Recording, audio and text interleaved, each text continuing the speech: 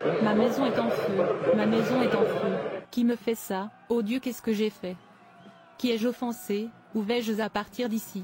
L'émerveillement ne finira jamais. Comment une maison peut-elle prendre feu à cette heure de la nuit? Je savais que quelque chose se cache derrière la richesse de cet homme. Maintenant regarde-le, si tu leur dis d'arrêter de faire le mal, ils ne seront pas d'accord, jusqu'à ce que le mal leur arrive. La semaine dernière, armes voleurs ont fait irruption dans ma boutique et a pris tous mes biens loin. Maintenant ma maison est en feu. Pourquoi tout cela me arrive?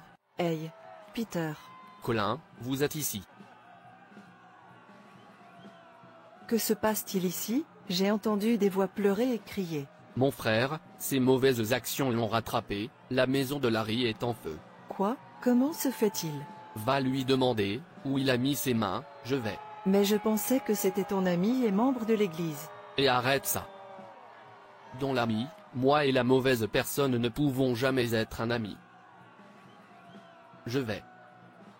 Donc cet homme est un homme mauvais. Dieu, tu es si bon, béni soit ton nom. Dieu merci pour lui exposer.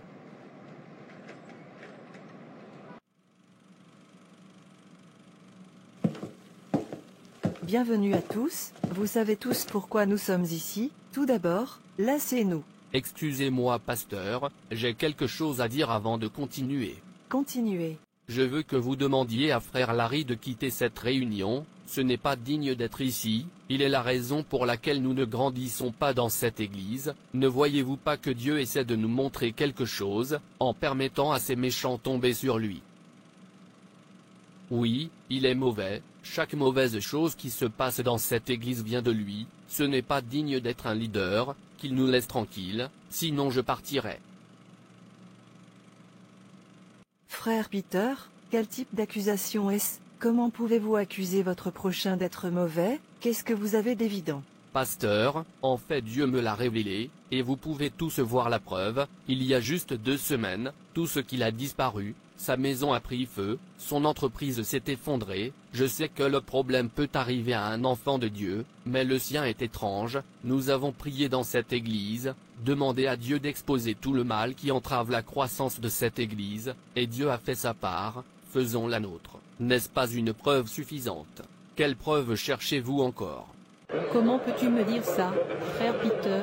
Est-ce parce que je suis comme ça? Tu te moques de moi? S'il te plaît, ne m'appelle pas frère, parce que je ne suis pas ton frère. Tu es l'ennemi de cette église, et tu dois partir. Laisse-nous tranquilles pour que nous puissions grandir. Je ne suis pas une mauvaise personne, je ne sais pas pourquoi tout cela m'arrive. Laisse-moi entendre, est-ce que je m'attendais à ce que tu sois d'accord? Personne n'accepte d'être mauvais, jusqu'à ce que le mal s'abatte sur eux. Tout comme, il t'est arrivé maintenant. S'il te plaît, laisse-nous tranquilles. Non, je ne peux pas supporter ça, je n'en peux plus. S'il vous plaît, tout le monde calme. S'il te plaît, frère Larry, calme-toi. Non, non, je dois partir, j'en ai assez. Frère Larry, peu importe ce que vous traversez dans la vie, soyez conscient du fait que tout le monde ne vous comprendra pas. Certains amis et relations peuvent vous mal comprendre, mais dans toutes les situations, continuez à vous tenir sur la vérité de la parole de Dieu, et au plus tôt, tout sera fini. Suis désolé pasteur, mais je veux y aller. Frère Pierre, pourquoi pas des paroles de bonté? Qui t'a fait juge sur ton prochain? Comment as-tu aidé celui qui est sans pouvoir? Comment as-tu sauvé le bras, qui n'a pas de force? Comment lui as-tu conseillé que n'as-tu pas de sagesse? Et comment as-tu abondamment déclaré la chose telle qu'elle est? Aujourd'hui, de nombreux chrétiens, dans une tentative de s'exalter et de faire preuve d'autosatisfaction, détruire d'autres personnes avec des paroles méchantes, malgré ce que ces personnes pourraient être. En passant, un enfant de Dieu ne doit pas condamner, critiquer son ou elle frère humain. Que quelqu'un a un problème, ne vous fait pas un juge, vous devez montrer des paroles de bonté, non les paroles de destruction. Vous êtes de montrer l'amour, pas la haine, vous êtes à sympathiser, critiquez pas. Jésus ne condamne jamais personne. Si vous êtes un enfant de Dieu, et un disciple de Jésus-Christ, vous devriez imiter son caractère. Il n'avait aucune ruse en lui, il les aime et les chérit tous, il ne juge jamais personne, même s'il a le pouvoir pour ce faire. Pourquoi en tant que chrétien condamnerez-vous votre prochain comme si vous étiez son Dieu? Pourquoi diriez-vous quelque chose que vous ne saviez pas, comme si vous le saviez? Un chrétien avec une telle attitude n'est jamais un chrétien, apprendre à être un vrai chrétien. Nous vous entendons, pasteur. Dieu, tu connais mon cœur, tu me connais plus que je ne me connais, prouve au monde que je suis innocent.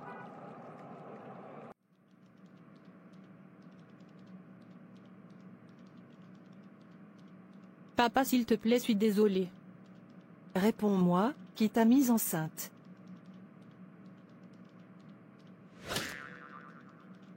Je te pose une question, réponds-moi et arrête ces larmes de crocodile, car ça ne t'aidera pas, qui t'a mise enceinte? Alors tu ne veux pas me le dire, quitte ma maison, et ne reviens pas ici, sauf que tu veux me dire qui. Quel genre de fiesse? J'ai dit ne reviens pas ici. Voisin et moi, je vous ai entendu crier, je l'espère aucun problème. Mon frère, ma fille refuse de me le dire, qui l'a mise enceinte. Quoi, est-elle enceinte? Suis tellement déçu. Le problème c'est qu'elle refuse de me dire qui est responsable. Donc tu ne sais pas qui? Si je sais, je ne demanderai pas. Qui d'autre, sinon Larry? Il ne fait plus rien, tout ce qu'il fait c'est de suivre les petites filles, en fait je l'ai attrapé lui et ta fille plusieurs fois. Quoi? Il entendra de moi? Comment ose-t-il me faire ça? Mon unique enfant, je m'occuperai de lui, je m'occuperai de lui. S'il vous plaît faire, c'est pourquoi Dieu lui purnichigne. Larry, tu auras de mes nouvelles aujourd'hui. Officier, je veux que vous vous occupiez de lui, quoi qu'il en coûte, je paierai, ne le laissez pas partir en liberté. D'accord, calme-toi, emmène-moi juste là-bas. Officier, le voici. Es-tu Larry? Oui, officier, j'espère pas de problème. Vous êtes en état d'arrestation pour la fille enceinte de Monsieur José. Moi, officier, je suis innocent. Officier, arrête ce criminel, arrête de lui poser des questions. Maintenant déplacez-le. Officier, suis innocent, je suis innocent, je ne sais même pas qui est la fille. J'ai dit bouge-le.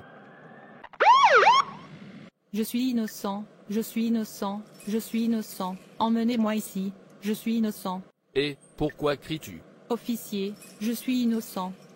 Si j'entends du pim, de ta bouche encore, j'entrerai là-bas et m'occuperai de toi, criminel. Oui, oui, oui, qu'il souffre pour tout le mal qu'il a fait. Aucun méchant ne restera impuni. Peter, point d'exclamation, virgule Peter. Qui m'appelle? Pourquoi avez-vous permis au diable d'utiliser la jalousie pour vous aveugler les yeux? Monseigneur, jaloux, je n'ai pas d'esprit de jalousie, je suis un enfant de Dieu, les enfants de Dieu ne jalousent pas leurs semblables. Pourquoi persécutes-tu Larry, mon fils? Monseigneur, Larry est-il votre fils? Êtes-vous mieux que lui? Qui vous a fait un juge de votre compagnon humain? Allez et libérez-lui, ou bien je vais vous rendre visite avec colère. Monseigneur, s'il vous plaît, pardonnez-moi, je ne peux pas supporter votre colère. Repentez-vous de votre méchanceté, réprimandez l'esprit jaloux, cherchez à être un vrai chrétien. Un vrai chrétien est celui qui est mort dans la chair. Quand vous êtes mort dans la chair, l'Esprit de Dieu habitera en vous, et tout jaloux, méchanceté, les potins, l'envie s'envoleront, et vous serez remplis d'amour, de gentillesse et de compassion du Christ. Merci Monseigneur.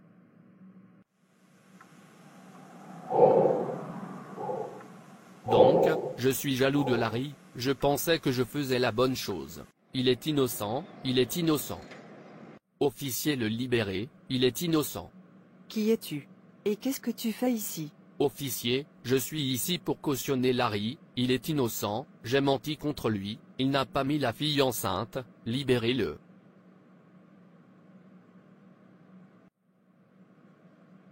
Frère Larry, s'il vous plaît pardonnez-moi, je suis désolé pour tout ce que je vous fais. Ça va.